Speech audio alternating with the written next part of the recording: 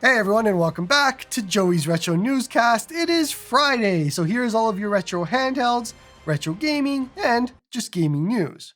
That was my big stuffed guinea pig. So we went to Costco, and there was a big guinea pig. And for those that don't know, we have guinea pigs in my house. It's my wife's guinea pigs, but I've inherited them. And we saw this big capybara, which is just a grown guinea pig. And so she had to have it. And so now we have to figure out where it goes in this house. And so I decided, hey, why don't I just put it in a video so you can see what we bought, which is a big, huge capybara that is staring at me over there. And it's a little creepy, but whatever.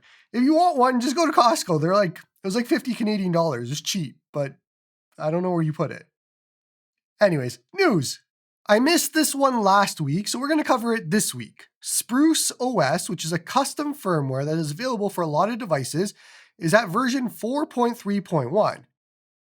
The devices are the Miu Flip, A30, Miu Mini Flip, Miu Mini Plus, Miu Mini, and then we have the TrimUI Smart Pro, TrimUI Brick, TrimUI Smart Pro S, TrimUI Brick Pro, and then the Anbernic RGXX Plus series, which is in development, so they need testers. Now this was just a little bit of a hotfix kind of update. The big one was 4.3.0, which added the TrimUI Brick Pro support, as well as a whole bunch of different updates and things. Spruce OS is a really cool operating system that you should try out if you have any of those devices, and it might be a good option for you if it's what you're looking for. WatermelonDS version 0.7.0 is now out. For those that don't know, this is Melon Dual DS that's being rebranded as WatermelonDS. So we talked about it maybe a week or two ago, and so now it is finally out as WatermelonDS version 0.7.0. And so it is a special release, basically. Updating it is pretty easy. Your Obtainium will break. You just have to basically uninstall and then reinstall and then point your saves at the right spot. You have to redo the settings, but you don't lose anything as far as saves and states and all of that go. However, with this comes a huge new user interface. So they have redone the entire UI. I don't know if I need to redo a whole video for this, but they did redo the entire UI. So I'm going to have to take a look at it and see if I have to redo my Melon Dual DS video guide for this one. But they've added a whole bunch of different things. It's a new visual style, updated theme, better ROM list presentation, and a whole bunch more. They also now support RetroArch shaders across all renderers. Before it was Vulkan only. Now you can do it across any renderer. So if you want RetroArch shaders on your WatermelonDS, you can do that. And there's also a new Vulkan fast path they called. This is basically designed to improve performance, and especially when you're using a higher internal resolution. So it's just better Vulkan at higher resolutions. That is experimental, so don't go crazy with it. It might have some bugs and all of that, but they do want to know what breaks, so let them know if you find something that breaks. That being said, this is not the only release by this developer. They've also released a new app called Seedless DS, which is also a Nintendo DS emulator for Android, which might be a little confusing to you, but this one is meant to be a smaller sibling of WatermelonDS. So it's the same idea of WatermelonDS, just without the seeds taken, or with the seeds taken out, is what they say. But basically, they want it to be a complete Android experience around the library, the settings, input system, and so much more. Emulation is currently done through Drastic, so I think this is just a UI on top of Drastic, as far as I understand it, which is adding retro achievements and so much more. They say this exists because there are a lot of handhelds with lower chipset performance, and Melon DS is a little too demanding for that. So Seedless DS exists as an option for that. In my mind, I'm looking at the Anbernic RGDS, which can't run Melon DS properly, but might run Seedless DS. So it'll be very interesting to see what happens there. For anybody that might want to check that out, that would be a good option. Anyways, if you're looking for a DS option that isn't drastic and has retro achievements and is newer, then you might want to try this out for the lower end systems out there. Azahar version 2126.0 is now out, and we talked about this a little bit before in pre-release, but it is completely out now. And so what they did was improve the GPU interrupt queue and GPU timing emulation, which is big words for saying that this helps make Luigi's Mansion 2 Dark Moon playable now for the first time ever. So you can go and try that. and you can play Luigi's Mansion 2, which wasn't possible before. And we talked about this before, but I'm bringing it up again. That is the biggest news here. There is a lot more, and a lot more other updates, of course, but the biggest news is you can play Luigi's Mansion 2. Now on Android, in case you don't remember, they've added multiplayer room functionality. So that is the big thing for Android, is that you can, besides playing Luigi's Mansion 2, have multiplayer support, which is public room browsing and public room creation, private room creation, all of that fun stuff. This doesn't happen between real consoles and like a Thor, but between like a Thor and a Thor, essentially. And there's a whole bunch more, as well as an in-app update checker for the vanilla build, which is what you should be using instead of the Play Store build. So there's a lot here in this new update, so you should check it out. Azahar 2126. ChonkyStation 4 Alpha 2, which is a PlayStation 4 emulator on PC, now has an update, and it lets you boot the system to the system menu, which is the PlayStation 4 UI and menu and all of that sort of thing. It's not completely done, but it's the first emulator to actually do that and have a functional, sort of, not really, PS4 menu UI. There's a lot of updates here, but PS4 emulation is coming along. I know Shad PS4 is the big one that we all talk about, but I didn't know anything about ChonkyStation 4, and it seems like they're making progress on the UI part, which is pretty cool. GammaOS Nano version 1.4.1 is now out, and this is now on the Amernic RGDS, RG Rotate, TrimUI Brick, Magic X 040, Magic X, XU Retro X20 V32, Magic X Mini 028, and the new GKD 350H Ultra. This is a custom firmware available for these devices, and it is Android. So you can just get a better version of Android on these devices, and Nano means it's more of a slimmed down version of Android. Now with this update, according to Gamma, there's a lot of things around theming, so you can get a DSI dark theme or a DSI type theme. There is a lot more save state control and layouts. There's a faster, more reliable network and Bluetooth stack is what they say. And there's a desktop experience according to them. Honestly, the changelog is super long. There is a lot here, but the long story short is if you're looking for a better Android experience and a more slimmed down one, you want to check out GammaOS Nano for those devices.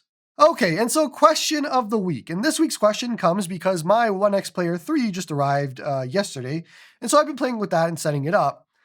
My Apex and my Xbox Ally X, when I had it before, were on or are on Bazite. So I was dual booting Bazite and Windows, mostly sticking in Bazite, but I would use Windows for streaming as well as just Xbox, Game Pass games, and all of that sort of thing. So with the OneXPlayer 3 arriving, which is an Intel-based processor, there is no good Bazite or Linux option. So I'm sticking with Windows, which is fine. I like Windows.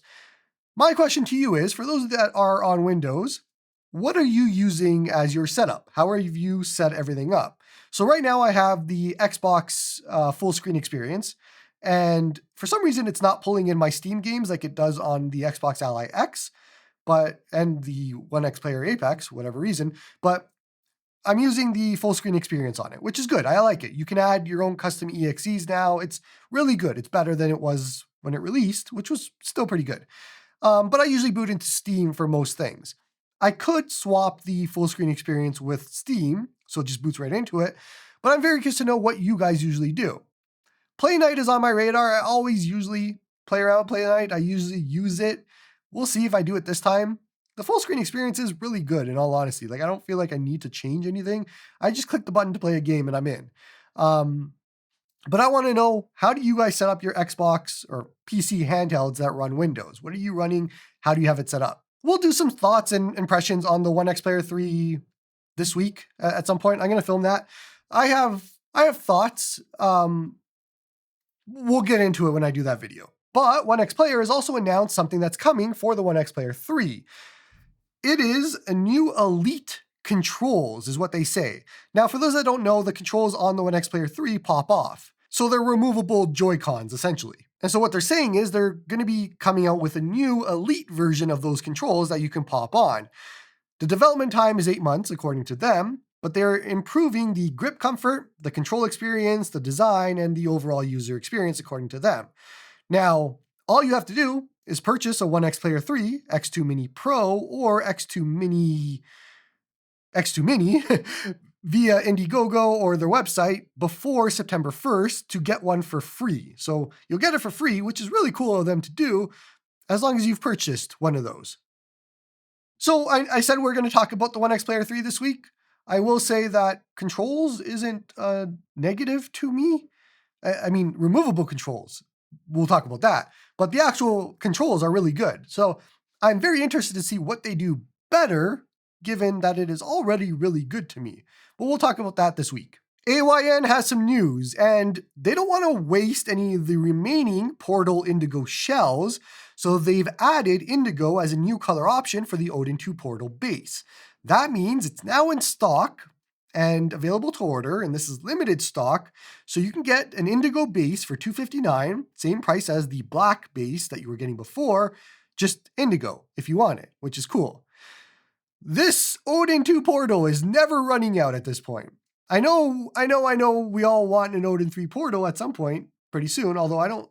Now that they've gone through this for so long of the Odin 2 Portal being on sale, I would be surprised if we got it this year.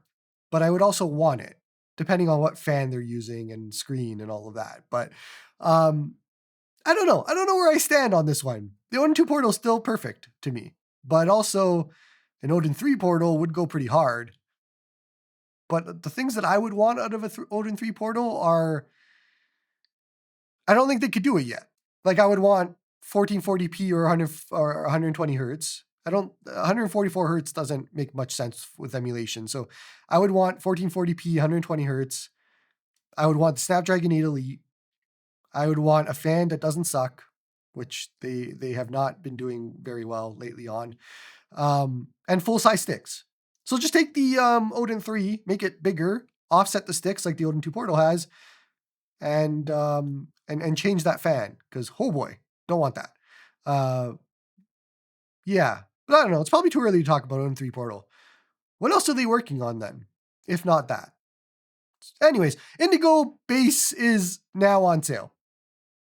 In other news, AYANEO has been doing a victory lap because they have finally sold more than one device to more than one customer, and it's the AYANEO KONKR Pocket Advance. And you know what? Good for them, because this is a really cool device. I have ordered two of them now.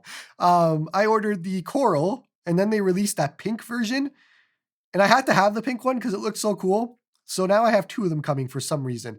I haven't looked anything, reviews or anything about it, so I don't know how good or bad it is in reality, but AYANEO is talking about how many they've sold. It was over 10,000 according to them, and it keeps going. So you know what? Good for them. They've finally gotten a good handheld out. They are doing well on this front.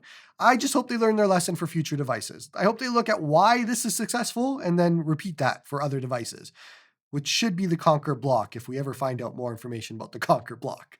But anyways, according to AYANEO, the first overseas batches of KONKR Pocket Advances have shipped, and I can confirm that because mine has actually shipped as well.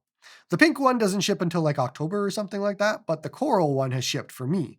The second batch is coming soon. They're ramping up production, and it's expected to start shipping before the end of August, which is really good. So they're accelerating. They're trying to get the Pocket Advances in everybody's hands as quickly as possible. I am fairly excited about this one. I am not a lover of the GBA form factor. I like the SP more. However, GBA form factor with bigger D-pad, bigger buttons, and all of that is something that I'm interested in. So we'll see. I have a place in my heart for a GBA clone. So we'll see how this one goes. And I'm hoping it's better than the Ambernick one because I didn't really like that one.